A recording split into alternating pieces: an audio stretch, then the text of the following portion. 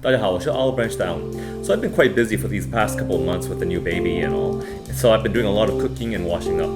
Eating healthy is and always will be a main theme in my life, but I wanted to add some things that are more exciting to my weekly menu. We got a new air fryer and the promise that I'll make delicious dishes in a fraction of the time. But I've never owned one before, so I'm an air fryer newbie. I love making crispy pork belly, but I'm used to doing it in an oven and then finishing it off on a stovetop to make awesome crackling skin. But now that we have an air fryer, let's see if we can do it the same delicious pork belly, but at a fraction of the time, and let's see how it turns out. Since moving to Sichuan, and as a lot of you have correctly guessed, my wife's from this part of the world, I've had a good chance to learn more about its region, its culture, its history, and most famously, its culinary ways. Now, I've always been a pretty big fan of natural food sources, such as their meat, as it contains less pollutants, and that means it's going to translate to healthier food as well as better for you and being more readily absorbable. So it's really important to actually source meat that actually has been treated well, especially during its life, so it has a chance to graze and eat food of its natural habitat.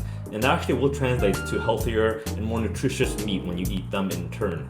And so when they're really stressed out, especially when they're about to be slaughtered, that translates to a lot more cortisol in their bloodstream, and that gets into the meat. And there's actually a study that shows it actually affects the taste in a very negative way.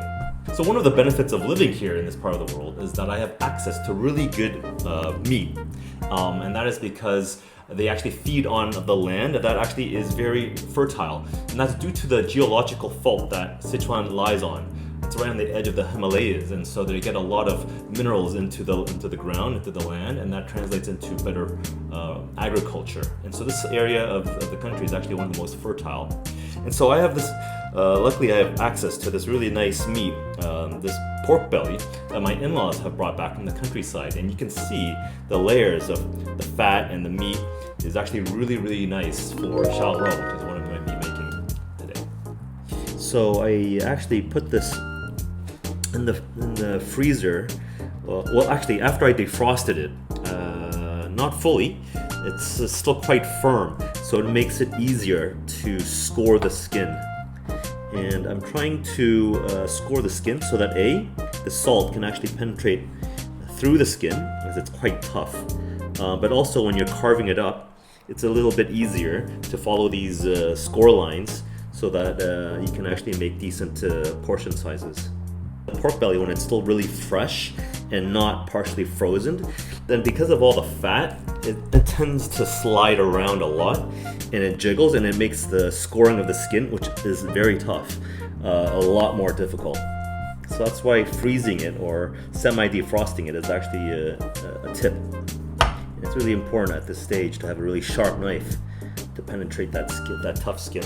Okay, so that's it. Now I'm going to brush on it some vinegar on the skin, and that helps to draw out the moisture, the water, as well as for the salt to adhere to the skin. A small amount of vinegar, again, it's just for the skin, so the salt to adhere to the skin so it doesn't bounce off, and it just helps to speed up the evaporation of the moisture from the skin. Okay. Now I have salt here, and I'm just going to sprinkle it on. I'm just going to rub it into the little score lines that I made. Now on the meat side, what you actually want to do is mix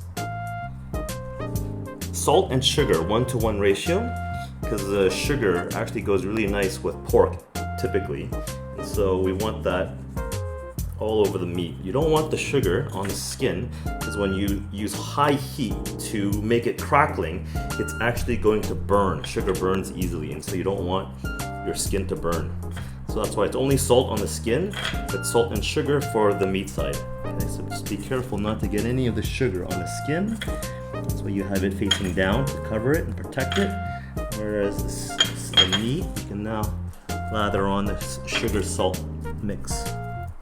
The salt and sugar has been applied to the meat. Just going to carefully turn it back onto its meat side, skin facing up, so again it can pull out and evaporate all the moisture from the skin. That's going to be a key step when you're going to make the skin crackling. You're going to put it back into a clean tray. And now you're just going to pop it into the refrigerator for overnight.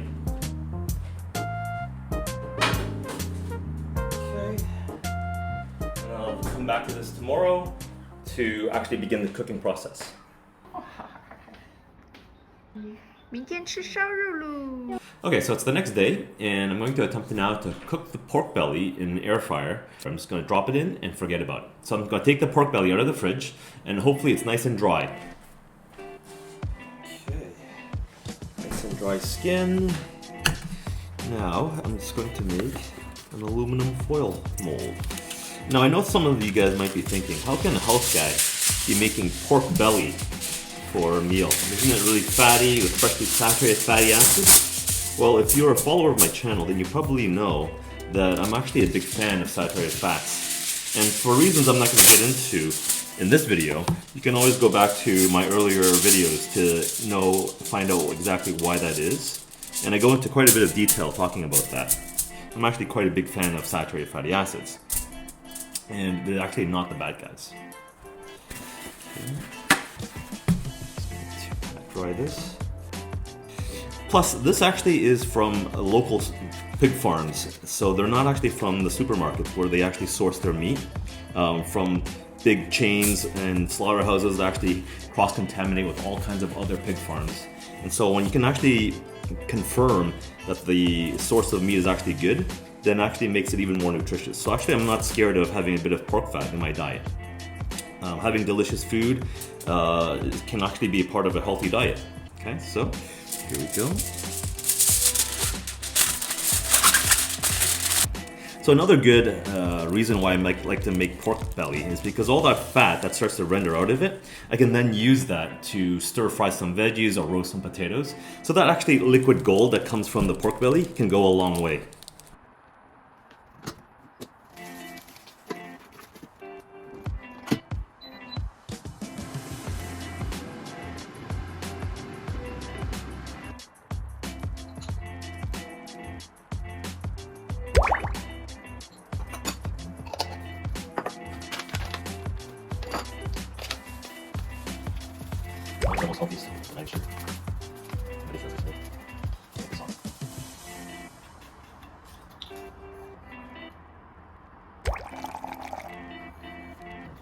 Add a little bit of soy sauce for some umami, salinity. And this dressing, which is like sweet and sour, just adds a different little taste to it. I find it's quite nice. You don't have to add any of this if you don't want to. The sauce is, to me, quite personal, so you have to taste test it along the way to see if you like it. And then just keep adjusting to it. Like I said, it's quite personal, so some people might like it, some people might not like adding the soy sauce or adding the salad dressing or too much sugar. It's all personal. But the key ingredients, I would say, is the acid, because the pork belly is really fatty, so you want to be able to cut through that. Alright, it's done 30 minutes. You can see the skin is actually nice and dry now. You can see the fat starting to render. Okay, I'm going to take it out and I'm going to see if I can, there we go. Pop it back in for maximum heat to really crisp up that skin. Back in. Okay, let's see.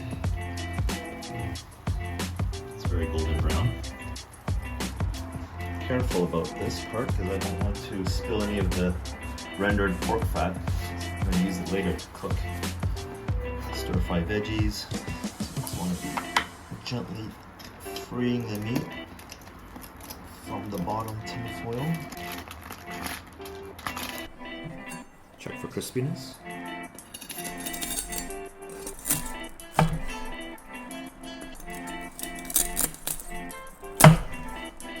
So as you can see, it's a very quick and easy meal, high in protein, has lots of saturated fats as well, so it's a pretty good balance of food from really a nutritious pig, so you can be sure that the meat is actually good quality.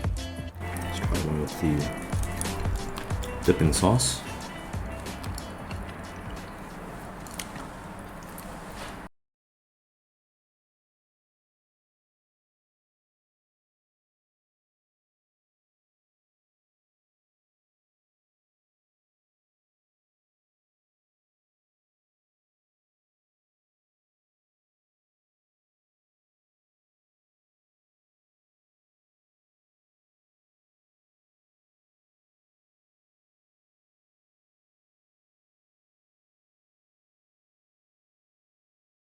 Sichuan.